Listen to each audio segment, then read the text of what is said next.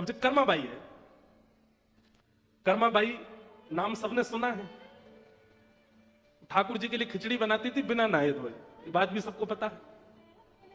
लेकिन उनके व्यवहार में इतनी सरलता थी, इतनी सहजता थी कि ठाकुर जी उनके यहां खिचड़ी खाने जाते थे। एक बार ऐसा हुआ कि कर्माबाई जगन्नाथपुरी चली गई, और जब अपनी आयु में थोड़ी बड़ी हो गई कर्माबाई, तो जगन्नाथपुरी में ही रहने लगी। एक बार, अच्छा ये बात भी सबको पता था कि कर्मा के पास में महाप्रभु जगन्नाथ जी आते हैं। बहुत ध्यान से सुनिएगा सब लोग। पूरे जगन्नाथपुरी में सबको पता था कि जगन्नाथ भगवान सुबह सुबह मंदिर खुलने से पहले कर्मा के यहां जाते हैं, खिचड़ी पाक के आते हैं। और उसका प्रमाण यह होता था कि जब लोग बाग कर्माबाई के घर जाते थे, कुटिया में जाते, तो या तो कभी महाप्रभु जी की माला वहां मिलती थी, या चंदन की सुगंधी वहां आती थी, या कोई वस्त्र वहां पड़ा हुआ मिलता था। इससे प्रमाणित होता था कि ठाकुर जी आए थे।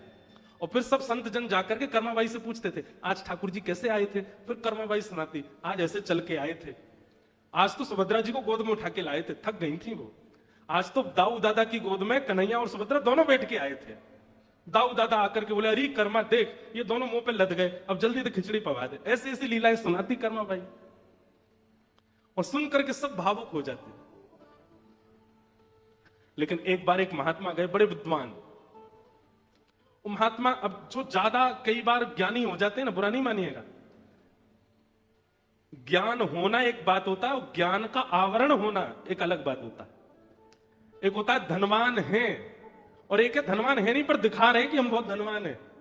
यहां पे अंगूठी पहन, यहां पे पहन, यहां पे पहन, इधर लटका लिए दो चार। कई लोग ऐसा जबरदस्ती दिखाते हैं कि हम बहुत धनवान हैं। कई लोग ज्ञानी नहीं होते पर दिखाते हैं कि हम बहुत ज्ञानी। कई लोग भक्त होते नहीं पर दिखाते हैं कि हमें भक्ति बहुत है। ऐसे एक महात्मा चले गए।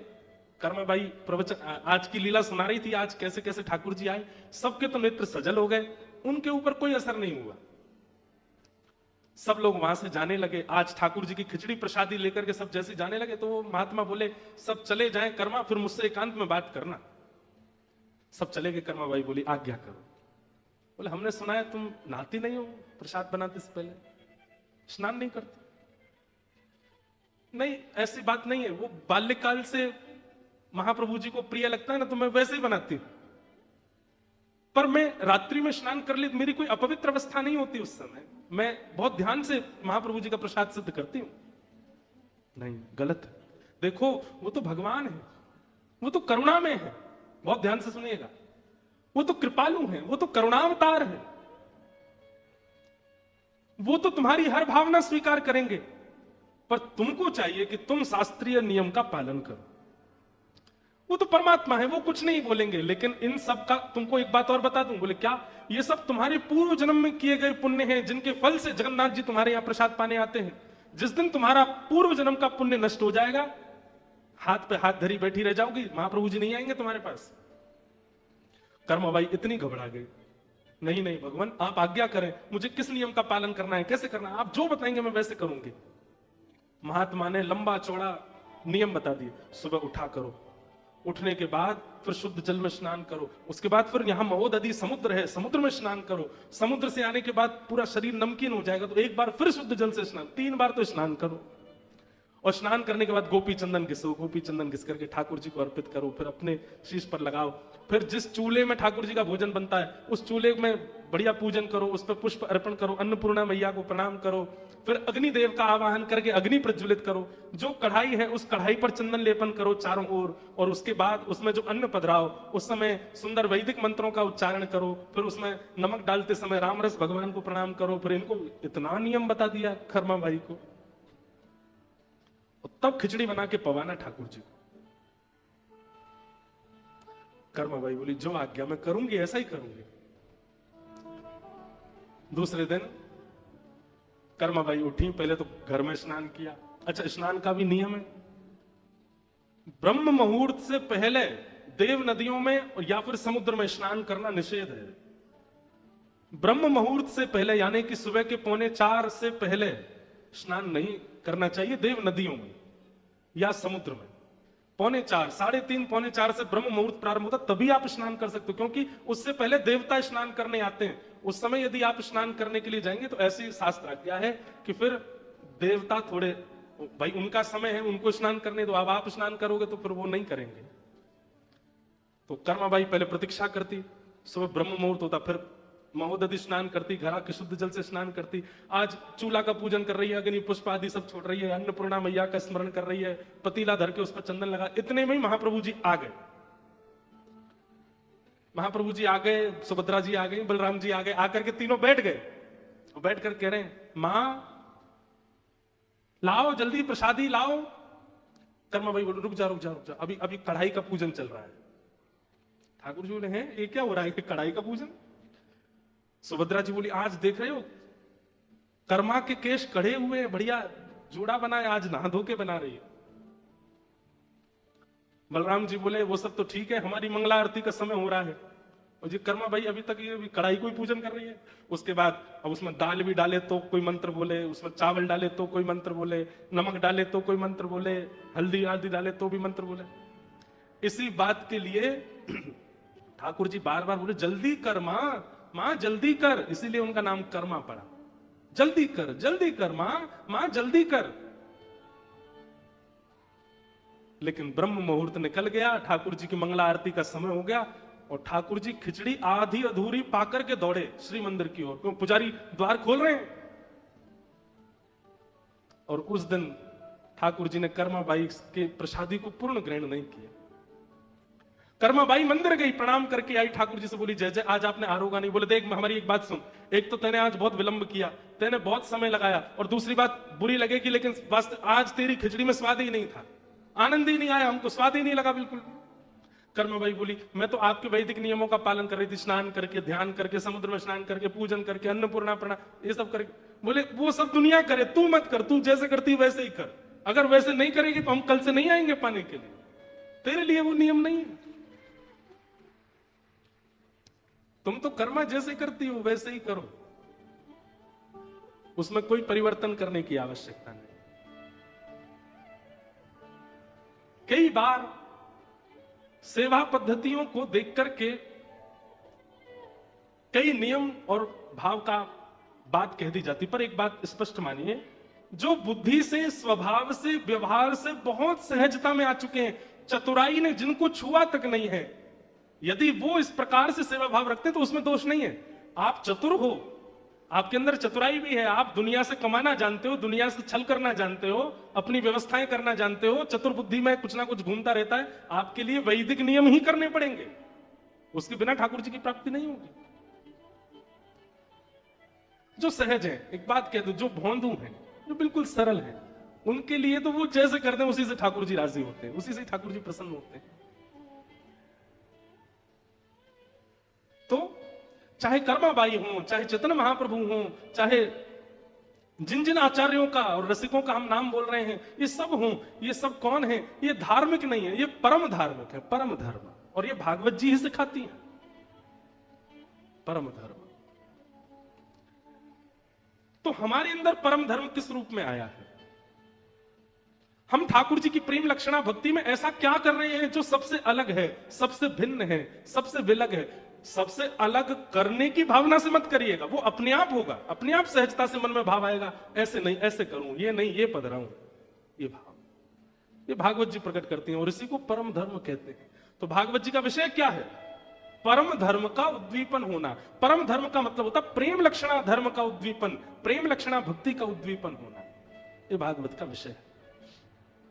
दूसरी बात, भागवत का अधिकारी कौन है? तो कहते हैं निर्मत सराणाम सताम, मात्सर्य दोष से विमुक्त व्यक्ति ही कथा सुनने का अधिकारी। आपको यदि कथा समझ में नहीं आ रही है तो इस बात का यह प्रमाण है कि कहीं ना कहीं मात्सर्य चित्त में है।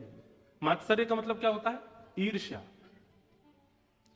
ईर्ष्यालु व्यक्ति को सत्संग समझ नहीं आता, ईर्ष्यालु। और एक और बात, समझ में तो सबको आता है, पर समझी हुई वस्तु जीवन में लागू सबके नहीं होती।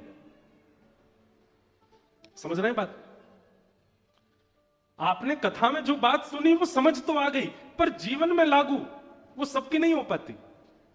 वो उसी की होती है जिसके चित्त में मात्सर्य दोष नहीं होगा।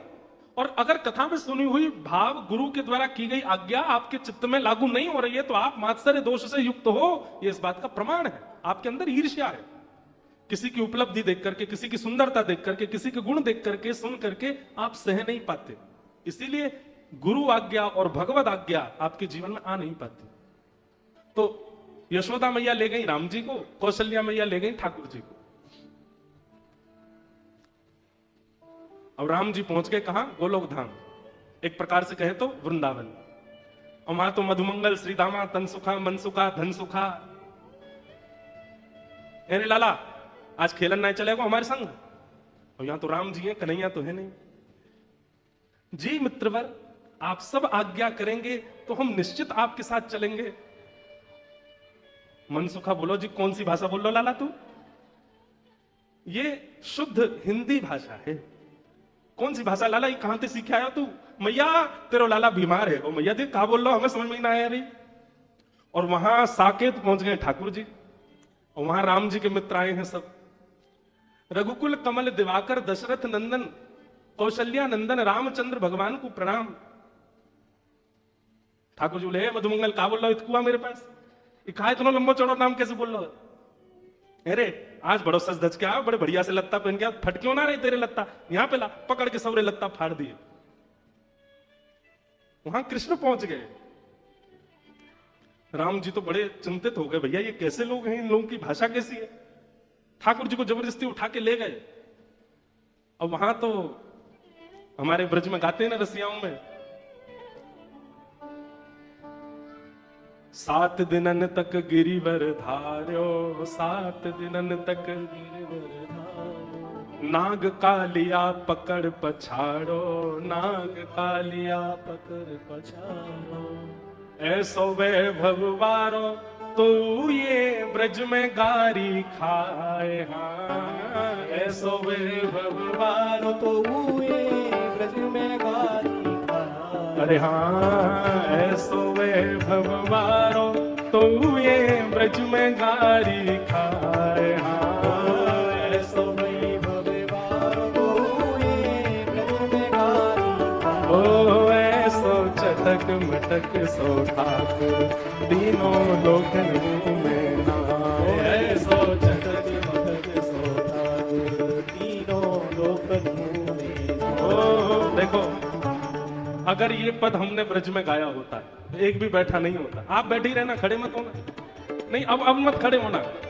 पर ये भूमि का अंतर है, ये वैराग्य की भूमि है। यहाँ सब वैरागी रहते हैं, यहाँ सब विरक्ति रहते हैं। लेकिन ब्रज में अगर एक पंक्ति इस पद की आ गई होती तो महाराज बस व्यास जी बैठे होते, बाकी सब नाच रहे होते। हो ऐसा, ऐसा, हो ऐसो चटक मटक सो ठाकुर, तीनों लोकन में नाए। हो ऐसो चटक मटक सो ठाकुर, तीनों लोकन में। हो ऐसो चटक मटक सो ठाकुर, तीनों लोकन में नाए। हो ऐसो चटक मटक सो ठाकुर, तीनों लोकन। वैसे मुझे केवल एक पंक्ति गा के कुछ प्रमाणित करना था, आप पूरा पद तो गाना नहीं, बैठ जाओ सब। बोलो वृंदावन बिहारी लाल। तो ये तो बड़े चंचल हैं। महाराज दशरथ जी ने बुलाया, राघव जल्दी आओ, भोजन का समय हो गया। गोद में बैठ करके प्रसाद पाने की आदत है ठाकुर जी की, लेकिन राम जी तो बगल में आसन पर बैठते हैं, छोटी चौकी पर छोटी थाली में भोजन आता है। बड़ी थाली में दशरथ जी पाते हैं, छोटी थाली में राम जी पाते हैं। ये तो बड़ी मर्यादा में रहते हैं, लेकिन हमारे ठाकुर जी तो गोद में चढ़ के पाते हैं। जाते ही कूद पड़े दशरथ जी की गोद में। सामने थाली में बढ़िया आमरस रखा था, आमरस में हाथ मारा। दशरथ जी, अरे कौशल्या ये देखो राम कितना आज बड़े लाड़ प्यार में आ गया है राम। कौशल्या जी बोली, पर ऐसे कभी पहले देखा तो नहीं राम को। लेकर के आमरस वो तो खाने लगे और आंख मुंह बनाने लगे। अरे मैया ये तो बड़ा खट्टो सो आम है। कौशल्या मैया आश्चर्य कर रही है, कैसे बोल रहा है? अब कहां करूं, आम तो मुंह पे खबनाए रहे हो, ये आमरस तो मुंह पे नहीं खबराओ। आमरस लेकर के दशरथ जी की दाढ़ी से लगा दिए। सीता जी सुन रही हैं ये सब लीला। कौन सुना रहे हैं? कोकिल साईं। देखो कैसे कैसे महापुरुष, उनको ये चिंता हो गई कि सीता जी का मन कैसे लगता होगा लंका में, तो मैं उन्हें लीला सुनाऊं, मैं उन्हें भाव सुनाऊं।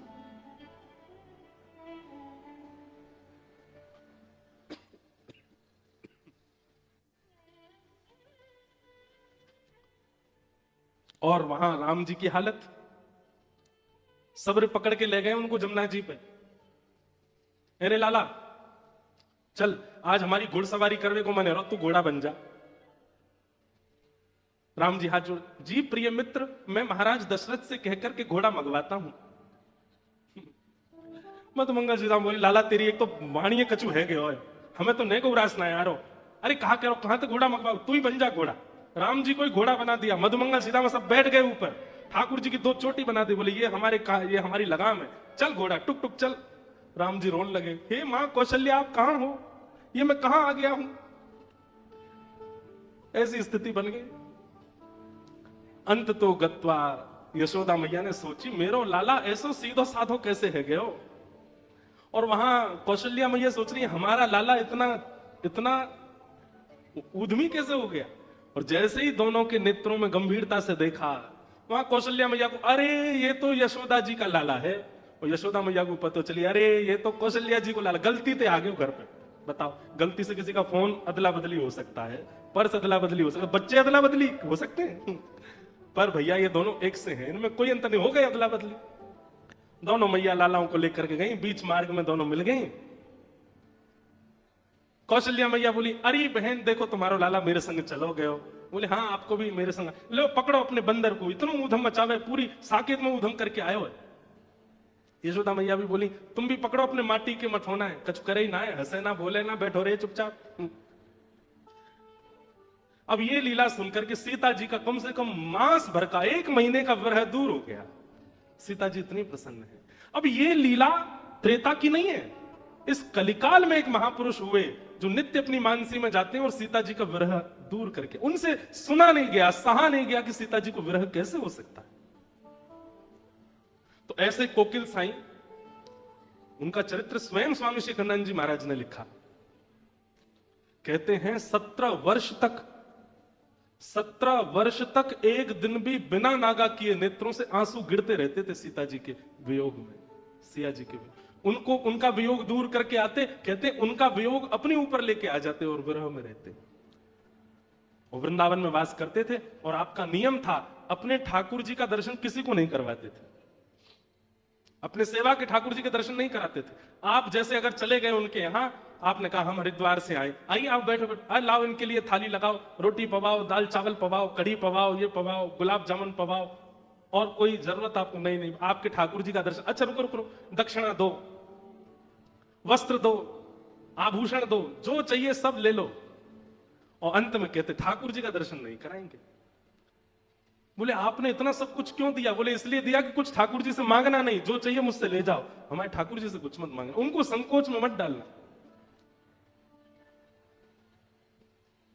श्रीमद् भागवत ऐसे गुण का निर्माण करती है। हमारी सोच, हमारी विचार, हमारी स्थिति अगर भक्ति में उसमें परिवर्तन नहीं आता है तो कथा सुनने का कोई लाभ नहीं है।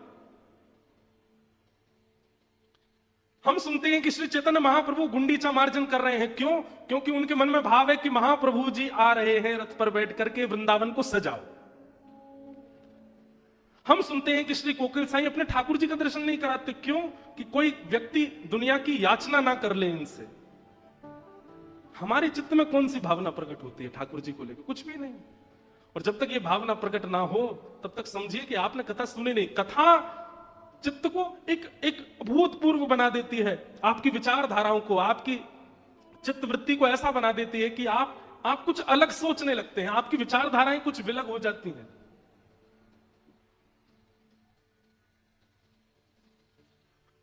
ये भागवत का विषय है। धर्म प्रोचित कई तवोत्र परमो, धर्म नहीं अब परम धर्म की राह पर आप चलने लग गए हो।